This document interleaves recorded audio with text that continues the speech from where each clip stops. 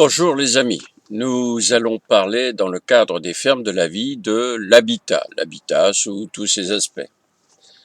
Alors, une ferme de la vie se construit auprès d'habitations de gens qui vont devenir les fermiers. J'ai pas besoin de ça sur la tête, qui vont devenir donc les fermiers. Euh, donc, ils habitent leur logement, ça change rien. Euh, on peut faire venir des gens spécifiquement sur la ferme, qui habiteraient plus loin par exemple, ou qui n'ont pas de logement. Je pense par exemple à des chômeurs en fin de droit, etc., ou des gens expulsés. Euh, et dans ce cas-là, on est soumis aux règles de construction de l'habitat sur une ferme, quoi, hein. Donc il faut justifier, montrer patte blanche, même si on a des méthodes de construction en terre-paille, donc qui ne provoquent aucun problème dans la nature, puisque c'est des choses qui sont avalées par la terre dès qu'on s'en sert plus. Même dans ces conditions-là, il faut poser un permis de construire, etc. C'est un travail assez long et ça rajoute évidemment aux difficultés. Alors que c'est vrai que avoir des gens qui peuvent bosser toute la semaine sur une ferme, ça aide, ça accélère la construction de la ferme et donc sa capacité à devenir autonome, sa capacité à résister à tous les problèmes que l'on va rencontrer dans cette civilisation. Alors, les problèmes au niveau de l'habitation. Le premier problème qui va apparaître dans votre maison, c'est quand le courant va être coupé, plus d'électricité. Plus d'électricité, ça veut dire plus de lumière. Bon, ça, à la limite, on vit comme les poules, hein. On se lève de bonne heure, on se couche assez tôt. De toute façon, il n'y a plus la télé s'il n'y a plus l'électricité, hein. Il n'y a plus la télé, il n'y a plus le téléphone portable, il n'y a plus le... Alors, à part de très rares exceptions de gens qui ont des systèmes autonomes de recharge du téléphone. Mais si vous avez plus de courant dans votre appartement, il est probable que dans les jours qui viennent, vous n'aurez plus non plus de connexion téléphonique. Euh, donc je l'ai dit, plus de télé. Le plus grave à mon avis, c'est plus de frigo, plus de congélateur, parce que ça diminue évidemment la capacité de prolonger l'accès à la nourriture. Vous allez avoir des tas de nourriture vont se dépérir plus rapidement que vous l'imaginiez. En tous les cas, ce qui est dans le congélateur, vaut mieux attraper une indigestion que de le laisser dans le congélateur parce que vous allez être obligé de tout jeter. La deuxième chose qui va arriver, c'est l'eau qui va manquer. Oui, donc là déjà, vous pouvez plus faire cuire les aliments. Donc bon, alors les manger crus, c'est bien pour un bout de carotte, mais c'est pas un repas, n'est-ce pas? Et vous allez très vite vous en rendre compte avec des problèmes gastro-intestinaux. Vous allez aussi ne plus avoir d'eau dans les toilettes. Voilà, donc il faut trouver une solution, quoi, hein. Et c'est ça le rôle des fermes de la vie aussi. C'est que les fermes de la vie vont pouvoir pallier, créer des solutions de remplacement pour à peu près toutes ces choses-là. Vous ne pourrez plus cuire d'aliments. Bon, alors les problèmes qui découlent de cette situation, c'est évidemment des problèmes liés à des maladies, liés à des problèmes, bon, d'abord gastro-intestinaux, mais si on était capable de recommencer à manger normalement, ça pourrait s'atténuer et puis disparaître, ces problèmes. Mais là, c'est pas le cas. Au contraire, tous ces problèmes vont s'amplifier, devenir plus prégnants. Euh, Ça, c'est la première phase. Alors cette phase, elle risque quand même de durer un bout de temps, je dirais presque d'être éternelle, quoi, hein, c'est-à-dire que la société ne soit plus jamais capable de revenir en arrière. Donc votre maison devient très très inconfortable. Ça, c'est le premier choc. Il y en a un deuxième de choc. Le deuxième, c'est le climat. Alors le climat sur plusieurs aspects. Euh, des aspects qu'on voit aujourd'hui avec par exemple l'intensification des orages, des toits. Non, je dis ça parce que on a une adhérente très importante de l'association qui a une très belle petite bicoque dans une zone très protégée, très avec des toits en ardoise, tout ça bien. Et puis il y a eu un gros orage et évidemment l'eau est passée à travers le toit, tout simplement parce que peut-être que la pente n'est pas tout à fait suffisante, etc. Mais c'était pas lié au toit, il n'y a pas de fuite dans le toit. C'est simplement que l'orage était tellement fort, les vents venant face au toit, l'eau pénètre, hein, c'est bien normal. Quoi qu'elle y fasse, ça ne pourra pas faire grand-chose, hein. Bon. Donc voilà, des phénomènes chaotiques comme ça. Alors, le plus important des phénomènes, c'est évidemment la chaleur. Les maisons sont protégées pour ne pas trop se refroidir l'hiver. Elles se refroidissent, hein, il faut quand même des chauffages. Mais le drame, c'est la chaleur. Nos maisons ne sont pas faites pour résister à, disons, 50 degrés, plus de 2-3 jours, quoi, ça commence à devenir critique. Quand je dis critique, ça veut dire qu'on peut mourir de la chaleur. Dès que la température dépasse 40 degrés, 41, 42 degrés, eh ben, il est clair que votre cervelet n'est plus capable de tenir ces températures-là. Et donc, il faut le rafraîchir absolument. Alors, quand tout est à des températures supérieures à 45 degrés, tout à votre maison, puisque comme il n'y a plus d'eau courante, n'est-ce pas, euh, eh bien, l'eau que vous avez, elle se réchauffe, hein, voilà, à une vitesse normale. Euh, et donc, alors je sais bien qu'on peut la laisser s'évaporer, etc. Sauf que l'eau, on n'en a plus beaucoup en tous les cas pas pour dépenser des litres d'eau pour refroidir une maison, quoi. Malheureusement, d'abord, ça ne marchera pas. Donc voilà. Donc le rôle des fermes de la vie, pour tous ces problèmes-là, c'est d'intervenir de façon à prolonger autant que possible la vie dans ces maisons qui ne sont pas du tout adaptées au climat qui nous attend, quoi, hein. Dans le désert, je vous assure qu'ils ne construisent pas des maisons comme nos pavillons en banlieue, là, non, ça, non, non, faut pas ça, ils sont pas idiots, quoi. Ou alors c'est juste pour faire du cinéma. Mais voilà. Donc, les fermes de la vie vont passer un certain temps, quelques personnes, vont aller s'occuper de, de faire le maximum de choses pour que les logements soient adaptés aux nouvelles situations. Le premier problème, c'est l'isolation. L'isolation, parce que ça a plusieurs aspects. Donc vous n'aurez plus de gaz, vous n'aurez presque plus de bois, vous n'aurez pas de granulés, pour ceux qui ont acheté un poêle à granulés. Euh, le chauffage de la maison pose d'énormes problèmes. Ensuite, la cuisine. Il faut quand même recommencer, ou en tous les cas, n'avoir pas arrêté de cuisiner. Donc, il faut adapter les moyens de cuisiner aux nouvelles conditions. Euh,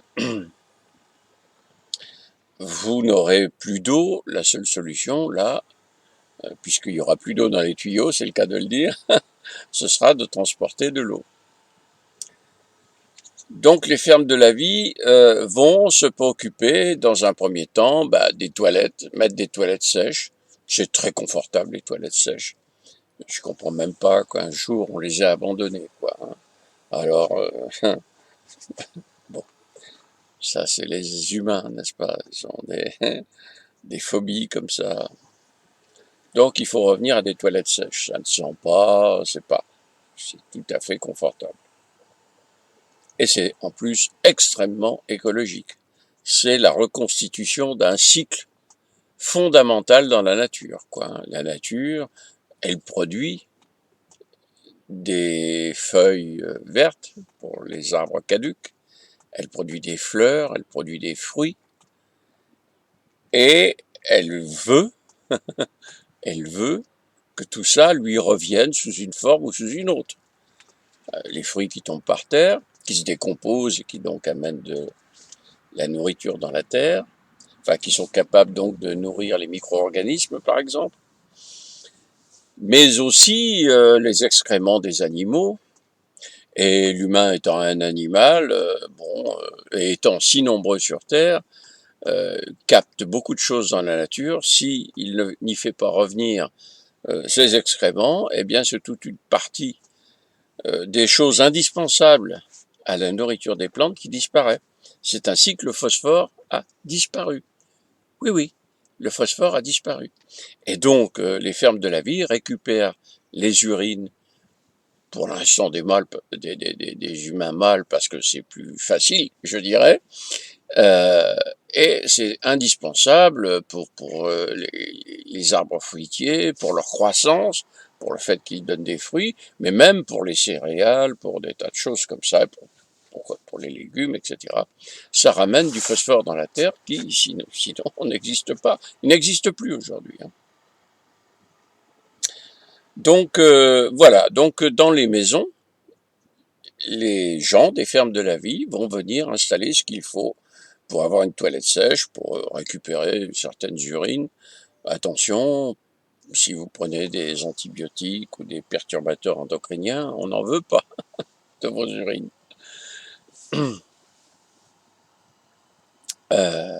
Bon, voilà. Donc ça, c'est le premier travail, c'est l'isolation. Le deuxième, donc l'isolation, donc c'est des bottes de paille. Nous, on met pas 10 cm de polystyrène. Je sais, votre maison va être défigurée. Vous n'allez plus la reconnaître. Bon, par contre, vous pourrez y habiter. Tandis que si vous ne faites pas ça, c'est inutile, hein. Ça sera beaucoup plus inconfortable qu'une grotte en pleine nature, hein. Bon, donc, bottes de paille. Les gros problèmes, le deuxième gros problème, ça serait peut-être même le premier, mais enfin je pense qu'on ne commencera pas par ça, c'est le toit. Donc il faut absolument isoler les toitures de deux choses, les écarts de température, le chaud ou le froid, et puis aussi les vents, la tempête, parce qu'on arrive dans des moments où des grosses tempêtes, alors ça sera peut-être qu'une fois par an, ou un gros orage, etc., est capable d'embarquer votre toit et donc de priver votre maison de son atout le plus nécessaire. Il faut s'occuper les toits sont en général posés sur les murs, donc il va falloir se préoccuper de fixer au sol le toit. Et puis de faire en sorte que le vent excessif ne puisse pas le démolir. Il y a des solutions, c'est évident. Bon, tout ça, évidemment, ça coûte rien ou presque rien aux habitants de ces maisons. Il n'y a plus d'argent dans les fermes, donc voilà. Alors s'il faut acheter, je ne sais pas, quelques tôles, on vous demandera de participer, mais l'objectif, c'est d'aboutir à des habitations possibles, hein, vous voyez? Je veux dire possible. Je pense pas, je n'imagine même pas confortable, non, bien sûr confortable, en tous les cas vivable, mais belle, etc., je m'en fous.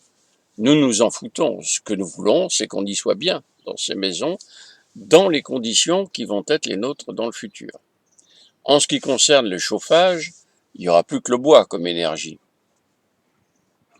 Parce que, je pense que le charbon va redevenir une énergie possible tout à fait partiellement et certainement au bout de quelques années, parce que le charbon, il faut l'extraire. Bon, donc il faut avoir des mineurs capables de descendre dans les mines de charbon. Alors, il semble qu'il y en ait encore quelques-unes à ciel ouvert dont on pourra extraire du charbon, mais on n'aura plus tous les moyens d'extraction qu'on utilise aujourd'hui, n'est-ce pas? Et puis après, il faut le transporter. Voilà. Donc, maintenir les canaux, les voies de navigation en état de fonctionnement, je ne sais pas si ça sera à notre portée. En tous les cas, pas forcément immédiatement. Et même certainement, il va falloir penser à amener des charbons un peu spécifiques pour les forges, par exemple. Alors ça pourrait se faire en charrette et à dos de cheval, mais enfin, le charbon pour chauffer, pour cuisiner, non, ça demande beaucoup trop de quantité pour qu'on puisse faire ça avec des charrettes et pas suffisamment de quantité pour qu'on puisse organiser ça par les voies navigables. Donc il y aura le bois. Le problème du bois, c'est que les forêts meurent actuellement et que c'est pas demain la veille que ça va s'arrêter cette histoire. Alors vous me direz, on aura du bois d'arbres morts. Oui, mais ça dure un temps, hein, et pas si longtemps que ça. Parce que le bois mort, il est attaqué de toutes parts, ou alors il faut l'arroser en permanence. Je vois mal une cinquantaine d'hommes aller toute la journée tirer des seaux d'eau alors qu'on n'a plus d'eau et arroser les billes de bois pour que le bois reste correct. Ça s'est fait dans les Landes, mais il fallait avoir des pompes, etc. Suite à la grosse tempête de je sais plus quand, 1996, quelque chose comme ça. Donc, nous, on n'aura que le bois. Alors, il y a une gestion du bois à entreprendre. On a un certain volant d'inertie, il y a une certaine quantité de bois disponible. Il ne faut quand même pas, je l'ai dit, tant qu'on peut conserver les gros arbres surtout, mais tant qu'on peut conserver des arbres tout simplement dans les forêts, il faut le faire parce que l'alimentation des nappes phréatiques est dépendante de la présence de ces arbres. Et si les nappes phréatiques s'arrêtent, il faut... Alors là, il n'y aura plus qu'une solution, c'est déménager. Où? Je ne sais pas. Donc, chauffer avec du bois. Alors, les contraintes, c'est quoi? C'est qu'il faut qu'on utilise des chauffages à très haut rendement. Une cheminée ouverte, comme avaient mes grands-parents, c'est un rendement de 15%. Une un poêle à bois normal, traditionnel, c'est des rendements de 30-35%. Nous, on doit arriver à des rendements de 95% minimum. Et c'est plus près de 98% que de 95%. Et ça peut être utilisé pour cuire et chauffer. On ne fait que reprendre les techniques qui sont utilisées en Allemagne, en Alsace, Lorraine, mais surtout en Alsace. C'est ces gros poêles avec double combustion, parce que le problème, c'est que pour avoir de très hauts rendements comme ça, la combustion produit énormément de chaleur, mais dans un temps relativement court, 20 à 30 minutes, ça dépend du bois. Donc pendant 20 à 30 minutes, on dégage des températures de 300 degrés, voilà. Donc c'est toute une technique, il faut accumuler cette chaleur et la redistribuer au fur et à mesure où on en a besoin, ou en tous les cas, à la vitesse où on en a besoin. Si c'est pour chauffer la maison, ben voilà, ces gros poêles ont des températures très basses, de l'ordre de 22-23 degrés extérieurs, et ça suffit à chauffer la maison. Et même, ils font des bancs dont le volume participe aussi à chauffer la maison. Ces poêles permettent aussi de chauffer des plaques chauffantes, des fours, etc. Donc de permettre de faire la cuisine. Et avec des rendements de 98%, eh bien, il faudrait 4 à 5 fois plus de bois dans des conditions je dirais, de foyers ouverts ou de foyers normaux, un peu moins de foyers normaux, trois fois et demi.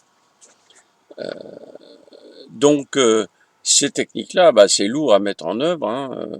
Un poêle à bois à haut rendement comme ça coûte 3 500 € minimum, minimum. Par contre, ça ne produit plus, quasiment plus de fumée, et ça ne produit pas de cendres. Tout est brûlé, n'est-ce pas?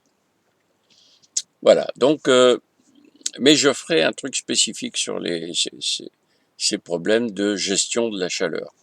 Je ferai une vidéo spécifique là-dessus parce que c'est vraiment quelque chose de fondamental. Il faut qu'on économise le bois à tout prix parce qu'on n'est pas capable de produire pour... bon, si on est dit ferme, le problème ne se posera pas. Mais si suffisamment de gens ont envie de vivre, on sera dans ces conditions-là. Et on ne peut pas passer outre. Vous ne pouvez pas vivre dans une maison glacée l'hiver, parce que même s'il y a l'augmentation de la température moyenne, l'hiver il fera très froid. Et d'ailleurs, au printemps, il peut faire très très froid. Très très froid. Cette année, on est en 2021. Eh bien, moi, mes abeilles n'ont rien eu à manger à partir du 15 mars. Tout était gelé.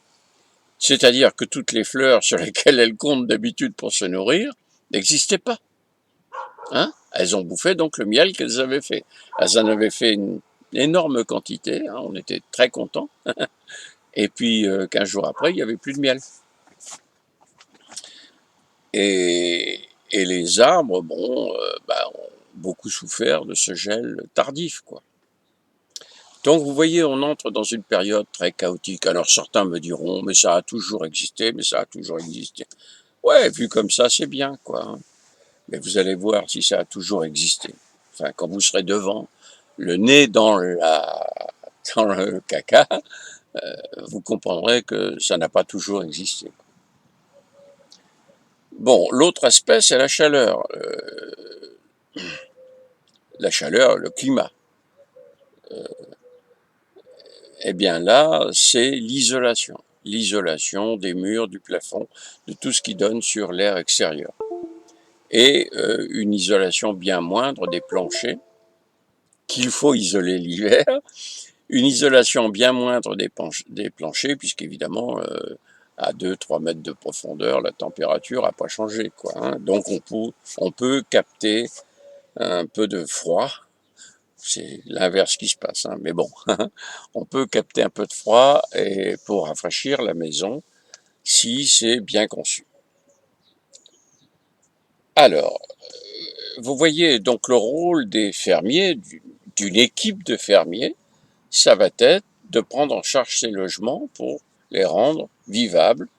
Donc, avant l'effondrement, avant cette période de révolte et de choses comme ça, on risque d'avoir des ruptures de courant, des ruptures d'alimentation en eau, etc.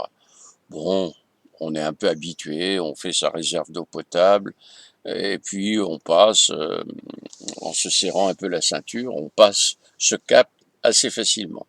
Mais dès que l'effondrement aura lieu, on sera plus capable de, de distribuer de l'électricité aux citoyens ordinaires, quoi, hein, et on sera plus capable de faire l'alimentation en eau. Alors je dis ça, mais dans les fermes de la vie, nous avons une stratégie que nous essayons de mettre en œuvre. C'est pas facile parce que d'abord les organismes qui gèrent tout ça, qui gèrent la production d'électricité par exemple, comprennent rien. Je dis pas que les individus comprennent rien. Certainement que les ingénieurs qui sont présents là-dedans doivent bien comprendre que ça va pas très bien. Mais dès que vous voulez discuter avec eux, ils vous prennent de haut. Voilà, c'est des gens qui ne sont pas accessibles à la raison, hein, pas accessibles à la raison. On en est là. Donc nous, on a des stratégies pour travailler directement avec les gens qui ont des compétences.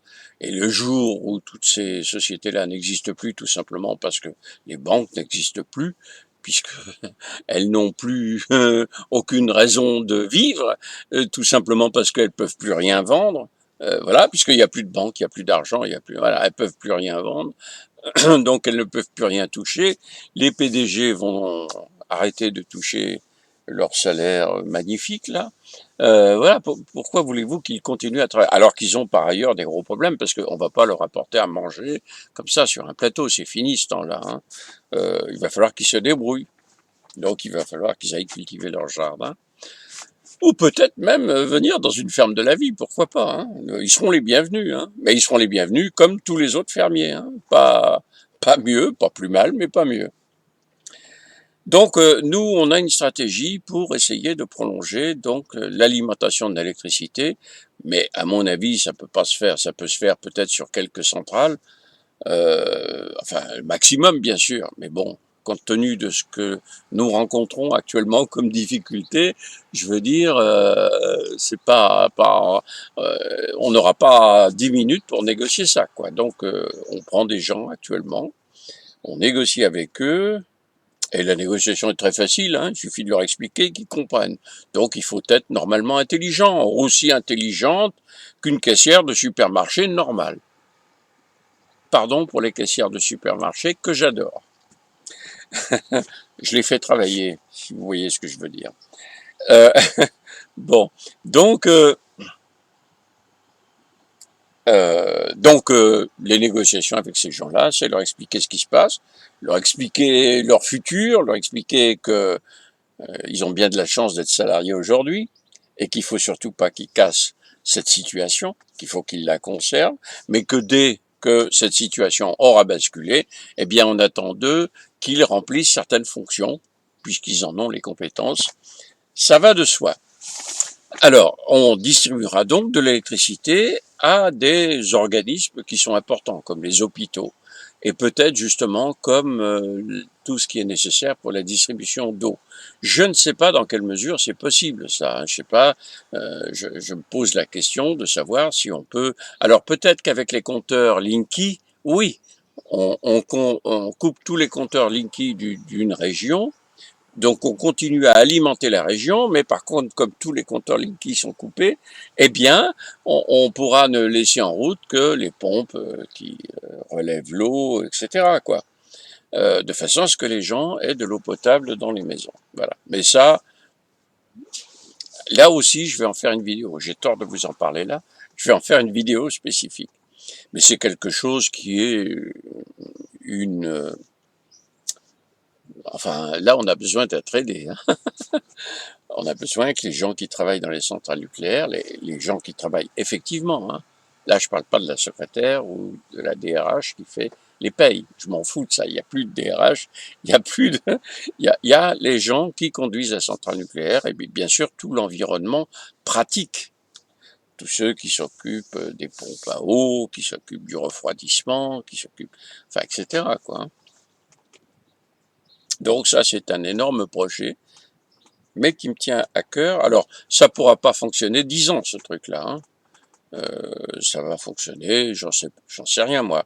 Le temps qu'on peut alimenter en uranium ou voilà les centrales nucléaires, le temps que les choses, parce qu'on pourra plus faire venir ces produits des mines du Burkina Faso ou voilà, on pourra plus.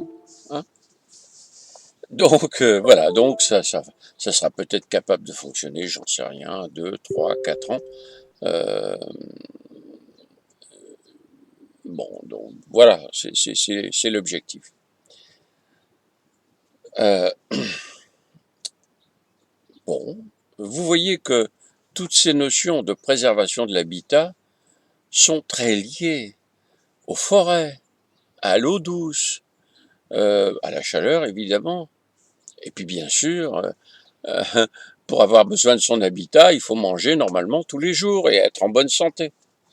Donc tout est lié, tout est lié. Alors un deuxième aspect, peut-être, qui devrait vous intéresser, c'est ce qui va se passer au niveau des habitats qu'on aura aménagés. Bon, les habitats qu'on a aménagés autour des fermes, c'est pour les fermiers. Donc eux, ils vont vivre une vie quasi normale. Alors bien sûr, il va y avoir autour d'eux plein de chamboulements, mais bon, ils sont quand même relativement préservés. Il va falloir qu'ils résistent aux gens, leurs amis, leurs familles qui vont mourir alors qu'ils sont extérieurs à la ferme, parce que c'est des millions qui vont mourir évidemment. Mais eux vont vivre une vie à peu près normale, ils vont être très occupés et donc ça va se passer relativement bien pour eux. Et ils seront suffisamment encadrés, on a connaissance de ces problèmes et on va savoir préparer les gens à affronter ces problèmes. Le deuxième aspect, c'est les mouvements de population. Une fois que, je dirais, les gros problèmes sont enclenchés, il y a des gens qui vont quitter leur maison parce qu'ils pensent que s'ils vont dans la ferme du tonton qui se trouve à, je sais pas, 200 km de là, ils auront plus à manger que depuis chez eux. Bon, voilà, des gens vont partir de chez eux en espérant trouver. Et donc, il y a des tas de maisons qui vont être abandonnées. Donc, il y aura un mouvement de population, par exemple des gens des villes, qui sont dans les villes, qui évidemment vont avoir d'énormes difficultés, eux, à être approvisionnés, etc., même s'ils appartiennent à une ferme. Hein. Je dis pas qu'ils le seront pas, mais je dis qu'il y a plus de difficultés que quand vous habitez à 500 mètres de la ferme, si vous habitez à 25 km dans un centre-ville qui plus est, avec tous les problèmes de sécurité que ça pose, etc. Donc il va y avoir des mouvements de population qui vont se faire du centre-ville qui va devenir un enfer aux abords des fermes de la vie qui vont être qui vont faire par contraste figure de paradis. Euh, bon, mais en fait, on récupérera pas beaucoup des maisons, surtout si elles n'ont pas été adaptées, euh, parce que ça devient des taudis, quoi. Hein. Honnêtement, quoi. Hein, ça sera un travail considérable. Il vaut mieux faire de nouvelles maisons, puisque là, il n'y a plus de notion de propriété des terres, etc. Les cultivateurs, bah, ils ont plus d'essence à mettre dans leur tracteur, donc ils peuvent plus travailler. Ils ont plus de semences, ils ont plus d'engrais, ils ont plus de pesticides, ils ont plus de fongicides. Enfin, c'est la grande dèche, quoi. Et donc on va construire donc alors là une espèce de village autour des fermes, d'une ferme ou des fermes. On va construire des villages. Il faut pas oublier que, par exemple, si les gens qui ne se sont pas préparés et qui viennent avec suffisamment de, de gentillesse, nous demander un peu à manger, on leur donnera un peu à manger et on leur permettra de s'installer dans des zones qu'on aura préparées. Hein. On aura fait ce qu'il fallait pour que la préparation ne soit pas trop difficile, je dirais. Alors on ne peut pas tout faire, hein, puisque si ce sont des terres cultivées, qu'est-ce que vous voulez qu'on fasse?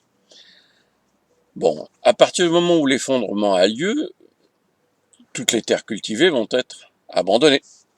Donc on peut dire à ces gens-là, bon ben là il y a un bout de terrain, on va vous aider, on vous donnera un repas par jour, et débrouillez-vous, allez, il faut faire des buts en permaculture, parce que ça sera la seule façon de cultiver, je vous ferai une vidéo là-dessus ultérieurement. Euh, il faut faire les buts, il faut planter des arbres, il faut faire tout un tas de fonctions, si vous voulez, d'objets qui servent des fonctions de la ferme. En fait, de la ferme, c'est pas de la ferme, c'est des fonctions qui servent aux humains à vivre. Hein, voilà. Et simplement un chemin où on peut faire rouler une chaise roulante, bah, c'est indispensable pour que demain les hommes vivent. Hein. Voilà. Ah oui, on peut peut-être inventer la chaise à porteur. Ok, ok. Faut y penser à tout ça. Hein. Rien, il n'y a pas d'idée folle. Euh, bon, pendant un temps, ça serait bien, mais les gens qui peuvent être dans des fauteuils roulants, ils ont le sentiment d'avoir une autonomie qu'on n'a pas si on doit appeler deux personnes pour vous transporter. Voilà. Euh, Donc, on va reconstituer comme ça les communes. Donc, c'est pas vieux, hein. Après la fin de la guerre, la France était une région où les gens vivaient dans des communes, dont la moyenne du nombre d'habitants, il faudrait que je m'amuse à calculer ça, la moyenne du nombre d'habitants doit être pas très différente de 400, 500 personnes. Et ces fermes-là étaient autonomes, presque autonomes. Je me souviens d'avoir vu, par exemple, arriver des fers bruts, des fers pour ferrer les chevaux, bruts. C'est la première fois que je voyais ça chez le maréchal Ferrand. Oui, je m'arrêtais chez le maréchal Ferrand. C'était très impressionnant. Un gamin, vous voyez, ça regarde ça oh, avec des yeux. Hein, voilà. Euh, tout ébahi, quoi, hein, par ce qui se passe, par la violence, la force, etc. Bon. Euh, et donc, un jour, bon, évidemment, le maréchal Ferrand, il faisait les fers des chevaux, quoi. Hein. Il prenait du fer et il tapait, et au bout d'un certain temps, ça donnait un fer à cheval, quoi. Et puis un jour, on a vu arriver les fers tout près. Enfin, ils avaient la forme déjà de fer, et il suffisait de les adapter au pied du cheval.